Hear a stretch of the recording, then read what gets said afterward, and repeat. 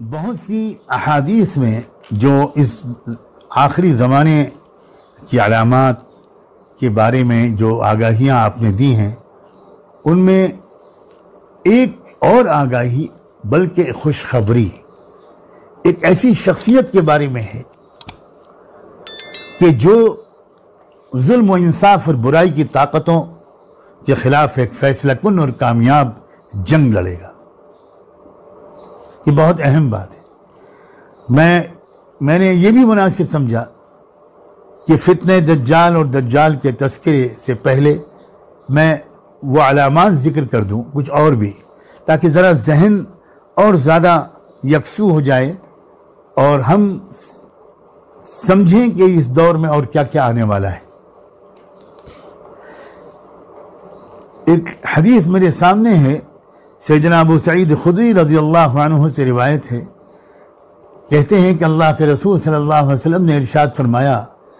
ينزل بأمتی بلاء شدید من سلطانہم حتی یضیق الارض عنہم۔ فرمایا میری امت پر ان کے حکمرانوں کی طرف سے سخت مصیبتیں آ جائیں گی، سخت امتحانات آئیں گے۔ اللہ اکبر! اللہ کے رسول آپ نے بالکل سچ فرمایا، آپ نے بالکل سچ فرمایا۔ ہم تصدیق کرتے ہیں کہ آپ سچے رسول تھے، آپ نے جو فرمایا تھا وہ آج کل ظاہر ہو رہا ہے۔ تو جب یہ ہو رہا ہے جو آپ نے فرمایا تھا، یعنی یہ کہ میری امت پر ان کے حکمرانوں کی طرف سے سخت مصیبتیں آئیں گی، یہاں تک کہ اللہ کی وسیع زمین ان کے لیے تنگ ہو جائے گی۔ اب دیکھیے اس وقت کیا صورتحال ہے۔ اب آگے سنیے، فرمایا اس وقت اللہ تعالیٰ میری نسل میں سے ایک شخص کو کھڑا کرے گا اور اس کی جد و جہد سے ایسا انقلاب برپا ہوگا کہ فَيَمْلَأُ الْأَرْضَ قِسْطًا وَعَدْلًا كَمَا مُلِئَتْ ظُلْمًا وَجَوْرًا، کہ اللہ کی پوری زمین جس طرح پہلے ظلم و ستم سے بھر گئی تھی، اسی طرح اس شخص کی جد و جہد کے نتیجے میں تقدیر الہی سے وہ زمین انصاف سے بھر جائے گی۔ فرمایا آسمان والے بھی اس سے راضی ہوں گے اور زمین والے بھی اس سے راضی ہوں۔ واہ واہ واہ! یرضی عنہ ساکن السماء و ساکن الارض، اس حکمراں سے جو انسانیت کو ظلم سے نجات دلائے گا اور پوری دنیا کی تمام قوموں کے لیے پوری دنیا میں انصاف کے نظام کو قائم کرے گا، اس سے آسمان والا بھی خوش ہوگا، زمین والے بھی راضی ہوں گے۔ اور فرمایا زمین میں جو بھی بیج ڈالا جائے گا اس کے آنے کے بعد وہ ضائع نہیں ہوگا، اس سے جو پودا برآمد ہونا چاہیے وہ برآمد ہوگا، اور اسی طرح آسمان بارش کے قطرے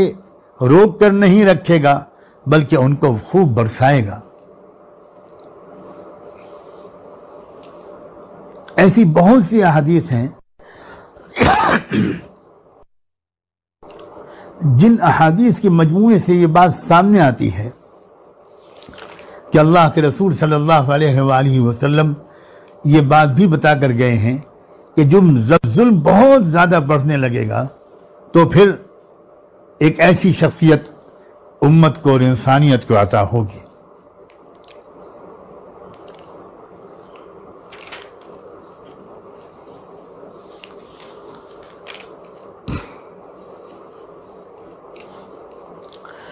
بہت سی جو احادیث آئی ہیں اس مضمون کی، اگر ان سب کو ملا کر دیکھا جائے،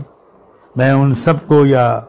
ان میں سے کئی کو پیش کرنے کے بجائے خلاصہ پیش کرتا ہوں کہ جب ایک کفر کا، ظلم کا، شیطنت کا، یعنی درندگی کا، سرکشی کا ایک غلبہ ہو جائے گا پوری دنیا میں، اس وقت اللہ تعالیٰ امت مسلمہ ہی میں سے، بلکہ مختلف روایات کے مطابق خانوادہ نبوت سے ہی ایک مرد مجاہد کھڑا ہوگا، اور اس شخص کی جد و جہد سے، میں اپنے الفاظ ذرا سوچتے رہیے گا، کوئی کراماتی بات نہیں ہوگی، بلکہ جد و جہد ہوگی، قربانیوں سے بھرپور، بہادری اور شجاعت سے بھرپور۔ اس جد و جہد سے دنیا سے ظلم و سرکشی کا خاتمہ ہو جائے گا، پوری دنیا میں سچائی اور انصاف کی فضا قائم ہو جائے گی، آسمانی اور زمینی برکتیں پھر سے برس پڑیں گے۔ اور یہ بھی یاد رکھیے کہ ان کے آنے کے بعد ہی اصل دجال ظاہر ہوگا۔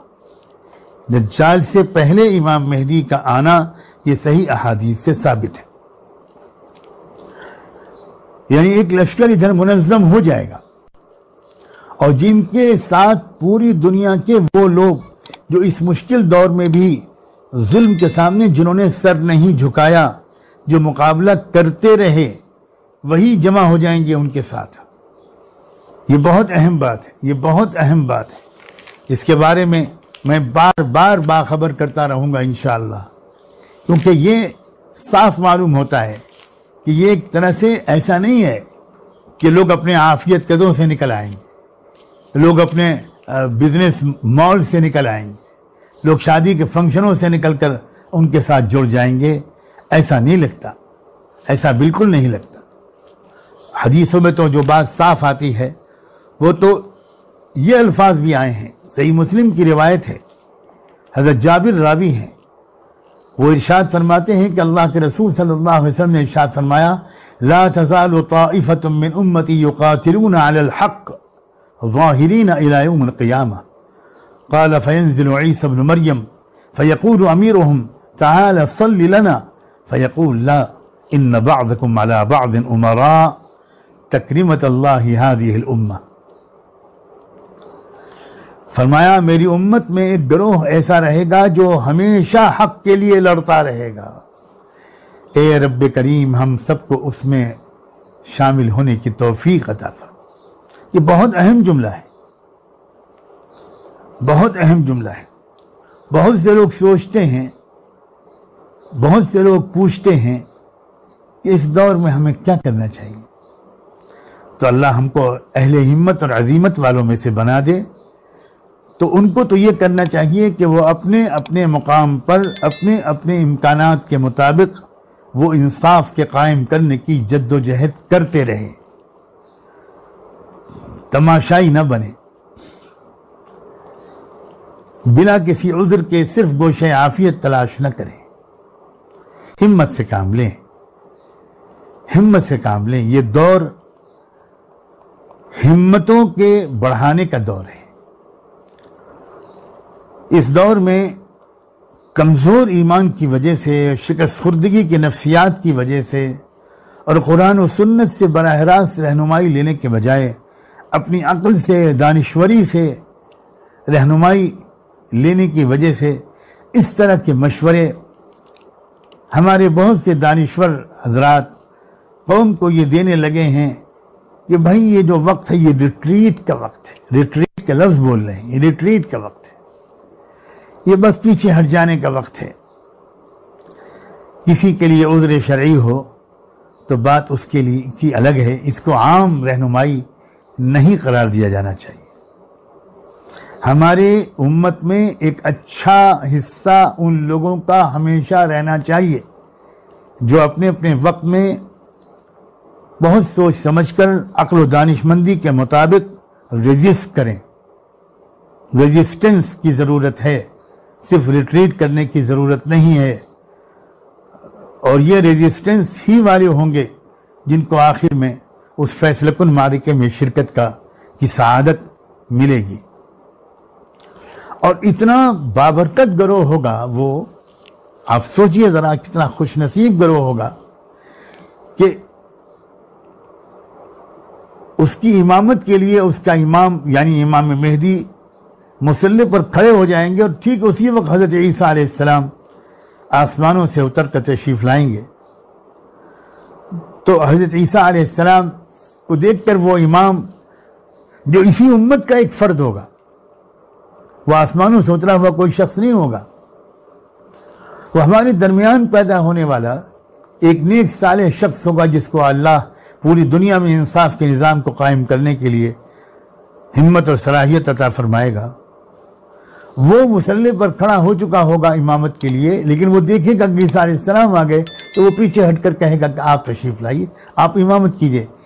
مگر حضرت عیسیٰ علیہ السلام کہیں گے نہیں نہیں نہیں، الا ان بعضکم علی بعض امراء، تم ہی امامت کرو گے، تم میں ہی سے کوئی امامت کرے گا، میں تو مقتدی بنوں گا. اللہ اکبر. یہ اس ہمت والے بہادر گروہ کا میں تذکرہ کر رہا تھا، جو یقیناً اکٹھا ہوگا اس ظلم سے فیصلہ کن مقابلہ کرنے کے لیے اپنے امام کے پیچھے، اور اسی کی مدد کے لیے آئیں گے حضرت عیسیٰ علیہ السلام، اور پھر ان کے ذریعے سے اس دجال کا خاتمہ